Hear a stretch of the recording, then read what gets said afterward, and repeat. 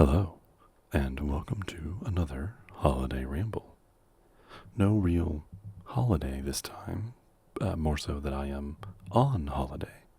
I'm going to be out of town for the next week or so, so this was just the easiest way to make sure I wasn't having to work while on my vacation. So this episode is going to be a touch different than some of my more previous episodes, especially of the holiday ramble variety.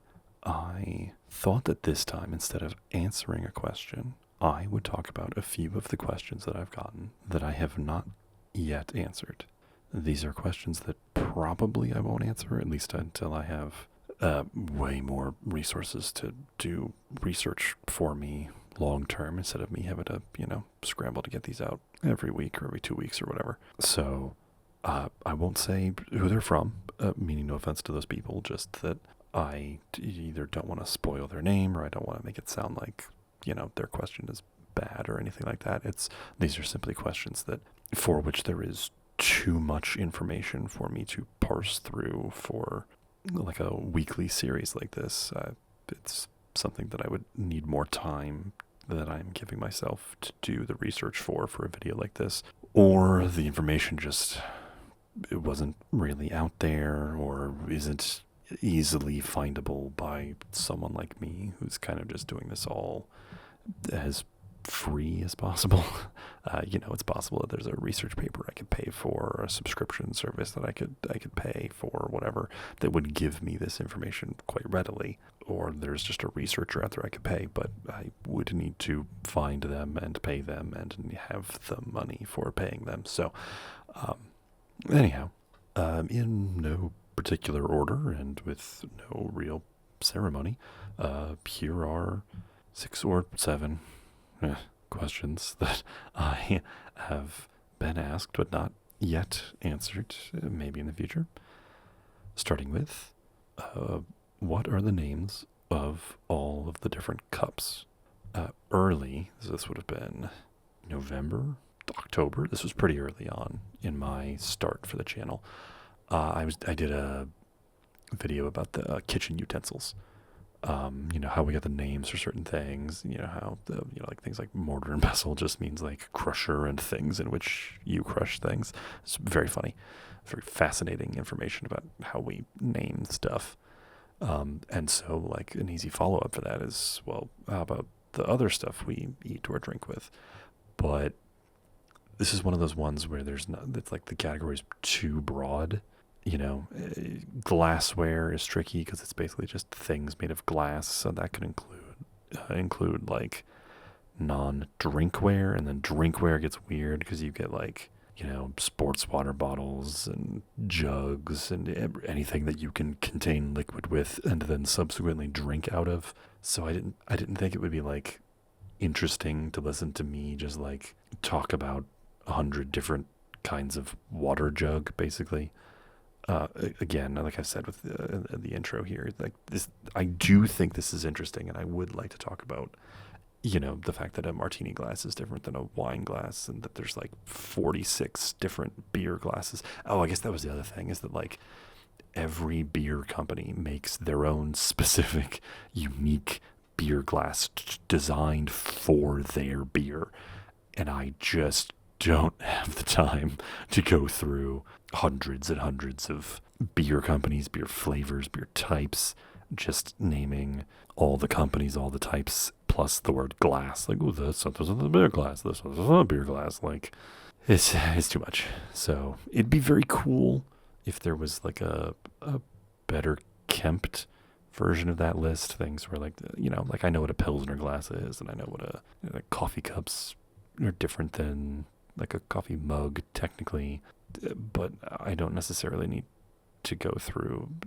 the difference between a Pilsner glass and a lager glass and like a stout glass is interesting, but it is not interesting to go through the difference between an American Pilsner and a British Pilsner and a German Pilsner and Italian Pilsner. So, and just, why those glasses are subtly different.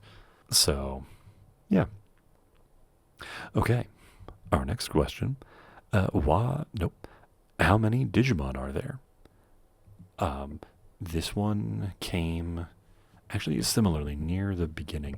I don't know if I had done before or have done since, but I've done a bunch of like old WB, like kids WB, early anime stuff. So I've done Pokemon, I've done Yu-Gi-Oh, and a few other like things. So someone asked about Digimon, and I kind of did the old man thing and went, "Oh yeah, this came out around the same time as Pokemon, so it's."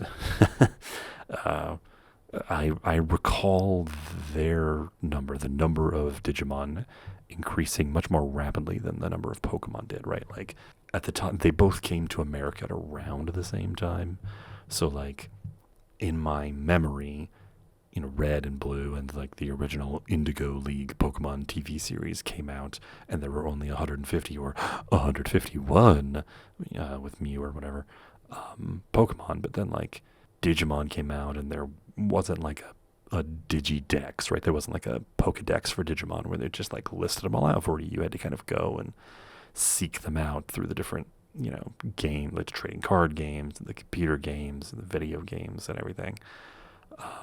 So anyway, I recall the number. We got, I don't know, probably a trading card pack or like a starter deck or something for the trading card game. And it had this list of all the Digimon, and it was like from numbers 200 to 450. I was like, well, weird to start in the middle, probably because it was a, second or third or fourth printing or whatever. But also, holy 450 or whatever number it was. So I had this memory of there being a lot of Digimon. So I started looking into this very briefly, but there's like thousands. There's definitely hundreds. Like there's over 1,000 Pokemon, but like because Digimon can like digivolve in weird sort of branching paths, even if I started with just one Digimon that most people would know, like Agumon or whatever, even I just talked about all of their like pre-digivolutions and post-digivolutions into like Champion and Ultimate and Mega and Fusion, and then there's a whole bunch of, anyway, there are still like dozens per rookie Digimon. And so I bailed on this one pretty quick.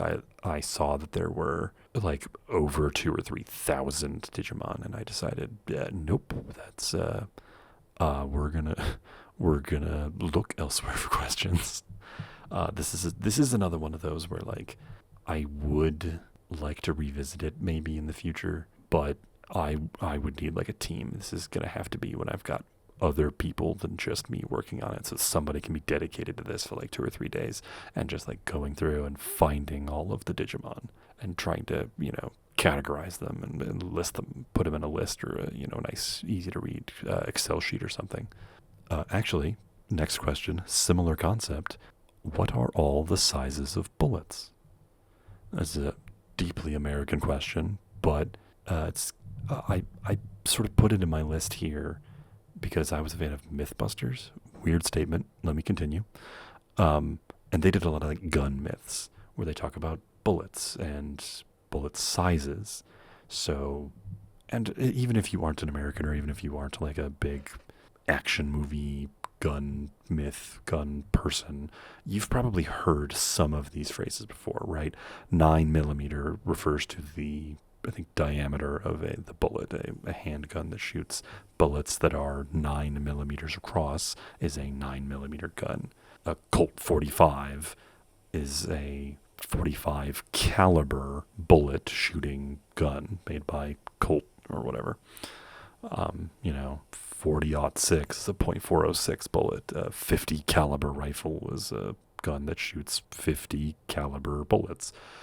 So these phrases are sort of all around in American phrases and turns of phrase, speech, that kind of stuff. So I thought it'd be kind of interesting to look at just how many there were, partly because I knew from Mythbusters that there were different bullet sizes for like European guns versus American guns, and I knew because they tested like different scales of bullets that they tested 9mm and a 20mm and a 45 caliber and a 50 cal and all that stuff. So I made sort of an assumption upon reading the question and from my cursory, very basic knowledge that there would be like 10 to 40 of them maybe, but it's way more than that. It's a little bit like, I don't know what it's like. It's a little ridiculous how many different kinds of bullets there are. And I couldn't possibly list them all out, partly because it's a little bit like, oh boy, what did I just, I'm forgetting what all I've done with my life. Well, I've forgotten which video it was, but there was a video where I was, a question where the answer was just, read out a bunch of the same thing. And that's kind of what it was, right? Each company makes sort of their own slight different variation on the bullet, and the video would just be me reading numbers. Oh, it was batteries. It would just be me reading, 0.09, 0.1, 0.11, 0.11x, 0.2. So like, I just sort of abandoned the idea because it would legitimately just be like 30 minutes of me saying numbers, which, hey, if that's something you're interested in, let me know in the comments down below. But again, because there's just so many of them, I probably won't do it until I've gotten like more help than just myself. Oh, this one. Boy, I was so sad. Okay, sorry. My next question I did not do. What was the first game with an expansion? And I was really disappointed that I couldn't find this. What an expansion is a little bit nebulous, I guess. But I was really hoping that I could find, like, I don't know, an old RPG or maybe an old, like a board game that released a, companion, whatever to it. But I couldn't find anything. The term expansion, I think, is a modern invention, not the word itself, but like using the word expansion to mean bonus content to play your game in a slightly different way. So like older games maybe had expansions, but like people didn't call them that, or perhaps it's it is just a more modern concept that a game is not shipped fully complete, and that at a later date you will print other or print or program, I guess, depending what kind of game you're talking about, other content for it. So yeah, this one, oh boy, that one really burned me. I was really looking forward to that one. But yeah, I couldn't find any good or useful information on the subject. Oh, this next one I alluded to a little bit, I think, in the videos around this time.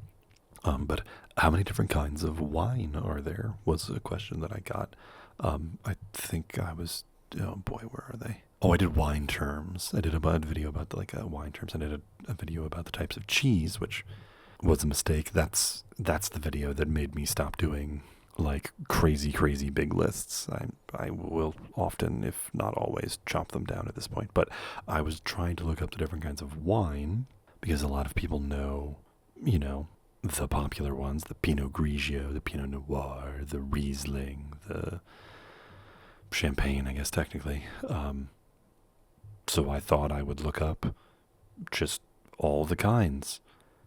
But like the cheese, there really isn't a list. The wines are named not for the type of wine that they are, but for the fruit that gets put in them. So the video would not be a video about wine. It would be a video about grapes, except that it wouldn't be just about grapes because you can make wine with any fruit. So it would have to be about grapes and oranges and melons and herbs, and it started to get a little, I wasn't doing a ton of research, but it took me all of one Wikipedia page to realize that I was never going to do that video just because the content I was finding was all about, grape family and genus and subspecies and mixing and what percentage of which grape lets you name it what thing, and the laws in the EU versus America about how much of a grape they're allowed to use to call something a something, and it just felt like too much information for me trying to look for a list of names of wine types. So bailed on that one pretty quick, which was also a little upsetting. I think it would have paired nicely with my cheese video, but such is life. All right, 3 more. Oh, this video turned out longer than I thought it would. Oh, this is one of the ones that I wanted to do. I'll cop to that. This one was from me. I was talking with a friend about this a little bit and then just decided to take that conversation and try to turn it into a video, and it didn't work. How many war games are there? Which is to say, how many games are there with war in their name? You know, because you get Warcraft and World of Warcraft, and then you get Warhammer 40K. You've got, I'm sure there's a Call of Duty game with war in it. There's the card game War. Duh. Anyway, so like conflict broadly and conflict resolution are good backdrops for storytelling and for games, especially for interactive storytelling. So war is the sort of pinnacle of violent conflict, and so attempting to resolve it is sort of obvious. You're going to do it in a lot of games, and so the games are going to name themselves after the war you're fighting in. But my big hang-up was, first, that there really is no great repository of game titles. I did know that BoardGameGeek.com has a list of board games, and you can search for names, titles, or just like, you know, partial strings or whatever. But every expansion to every like tabletop war game is just called the name of a real war. You know, War in 1812, Campaign through Africa, War in 1813, Campaign through South Asia, you know, that kind of thing. Or, you know, War of the Roses, the Battle for Camelot. Well, not that's fake, but, you know, the War of the Roses being a real war there. And then, you know, they would do War of the Roses 2nd edition, War of the Roses, King Justinian expansion or whatever.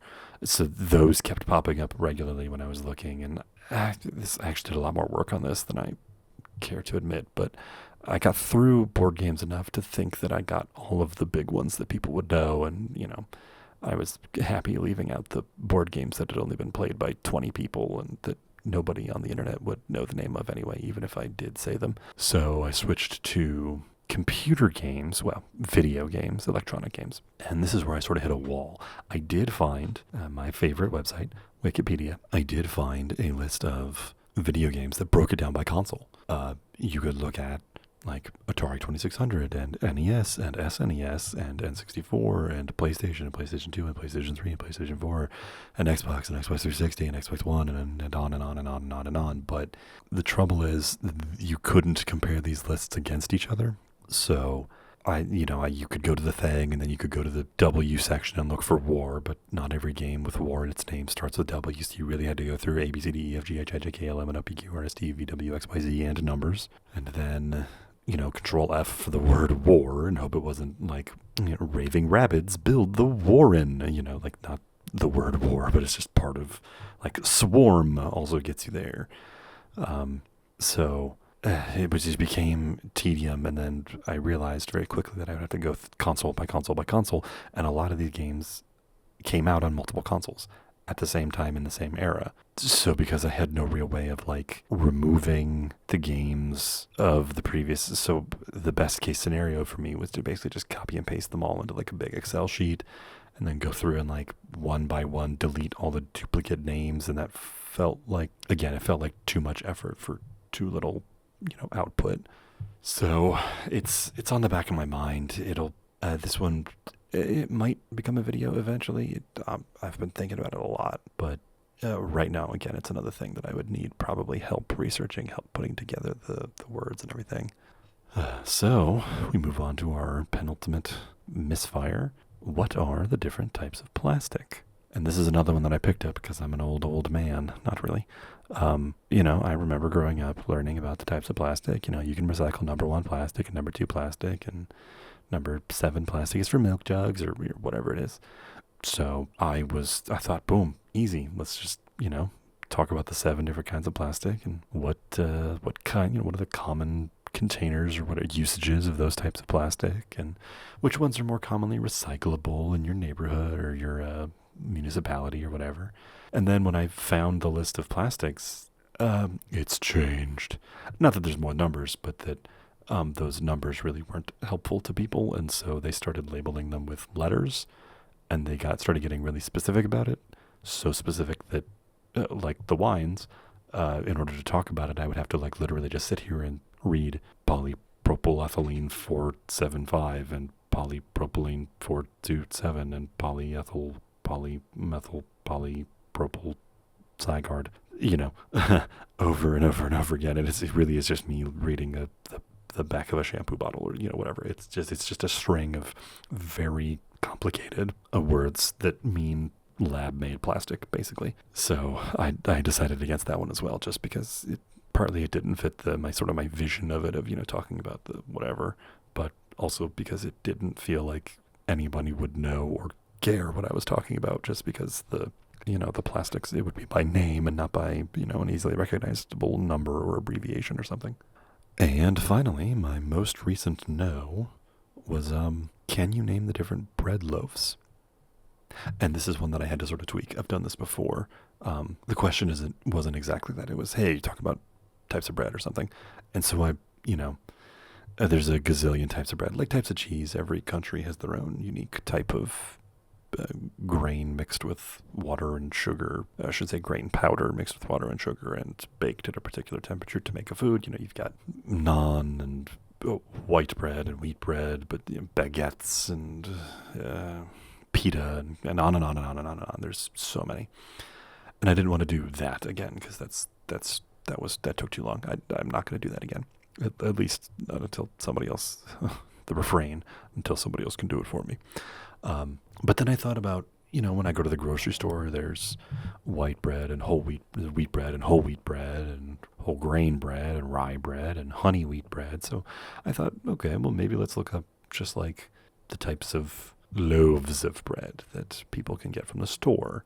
Maybe that's a video. Maybe we just do that. And if somebody really, really, really wants to hear about the breads of the world, we do it later. But I found very quickly that, like a couple other things I've talked about already today, that you just really can't find those. Like, don't get me wrong, there's a whole bunch of websites that are like, what's the best sandwich bread? What's the best company to make bread? But it's, nobody just sits down and lists off pumpernickel bread, cranberry rye bread. And that's the thing, right? Is that any ingredient you put in a bread becomes the name of the bread, and you can put pretty much anything you want into a bread. Yeah, it just became one of those things where, like, I maybe could have gone to, like, a Jewel, Osco, or Meijer, or Albertsons, or whatever you call your local grocery store, and tried to find just the kinds of bread they sell. But, depending on the place, like a local reference, like a Woodman's, they're going to have hundreds of kinds of bread, whereas, like, a Jewel is going to maybe have dozens. It didn't feel good. If somebody out there listening knows of a way to find a comprehensive list of flavors or compositions, I guess, of pre-sliced bread, loaf bread, sandwich bread, hit me up, let me know, comment down below, or shoot me an email at questionsandasmr@gmail.com. Or if you have any other questions that you'd like me to answer, or questions you'd like to ask and hear about how I failed to answer them later, leave them in the comments down below or at that email I mentioned a minute ago. I am running out of questions. I need more questions. I always need questions. 3 a week for this many weeks that's a lot of questions. And clearly you could see I'm not taking all of them necessarily. So if there's anything you are curious about, that you like hearing about, or that you think would just be fun to listen to, leave the question in the comment down below, or shoot me an email once again at questionsandasmr@gmail.com. And maybe you'll hear it in a future video. Thanks again for listening. Goodbye for now.